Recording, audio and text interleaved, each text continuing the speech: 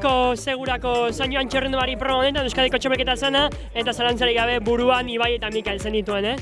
Bai, azkenean aste oso gorra izan da, Mikel eta Ibai izan dutena, baina bai, azkenean hemen irabaztea aste gogor honetan, beraiei dedikatu diot lasterketa hau eta bai.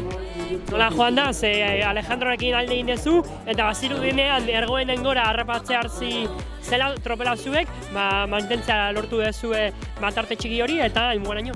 Bai, lehen atagoitin joan gara 7, gero harrapatu digute, eta gero joan dira bi aurretik, bigarren atagoitin joan naiz fundazio batekin, harrapatu digute eta mutiloan joan gara Gomurrekoa eta ni eta helmugaraino.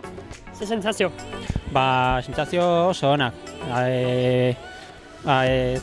Bi aste karrerik gabe izan dut, Vitoriakoa pasa astea, baina bai, oso sentsazio onak eta bai, pozik. Zorionak. Eskerrik asko.